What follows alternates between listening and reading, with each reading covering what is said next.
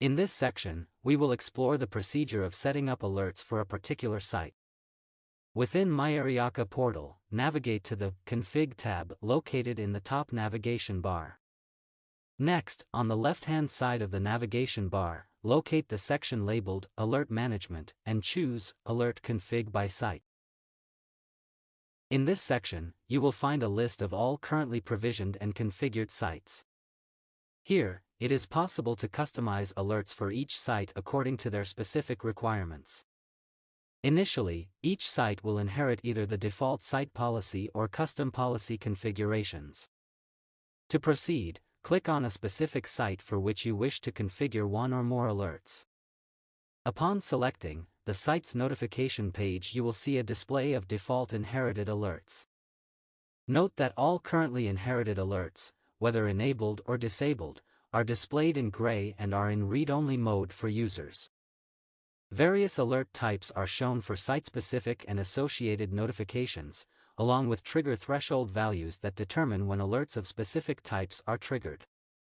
To make modifications to an alert, whether enabling or disabling, click on the green pencil icon located at the top right of the current screen. It's important to note that this pencil edit icon is accessible exclusively to administrators with administrative privileges. Upon clicking the edit icon, the selected site's alerts page will transition into edit mode. Let's focus on the first alert and toggle the customization to enable the corresponding alert, after which it will appear in green. Next, toggle the active status to green in order to activate the alert type. Among the customizable options are notifications, severity settings, and dampening controls. Below outlined are notifications types available. First, notify when the alert is generated. Second, notify when the alert is resolved. Third, notify during business hours only.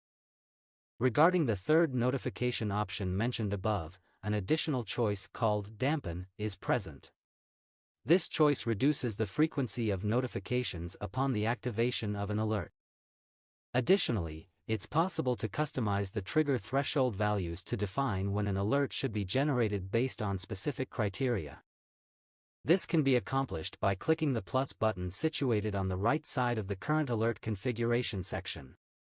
Within the threshold section, you have the ability to adjust values corresponding to different severity levels: minor, major, and critical. These values are metrics derived from specific types of measurements. It's important to note that each field comes with a default value that determines the conditions under which an alert is generated for each severity level. Notably, the minor value must be the smallest, while the critical value must be the largest. In addition to customization, for each alert type, a default source field is displayed, indicating the policy from which the alert type inherits. This could be one of the following: default site policy, custom policy, or the site name itself. Here, we have outlined the process of activating site-specific alerts with customizable notifications, as well as adjusting threshold values to align with specific alert requirements. Similarly, the remaining alerts and notifications can be configured. Once all adjustments are complete, scroll to the bottom of the page and click Submit to implement the configured alert policy. Thank you for watching.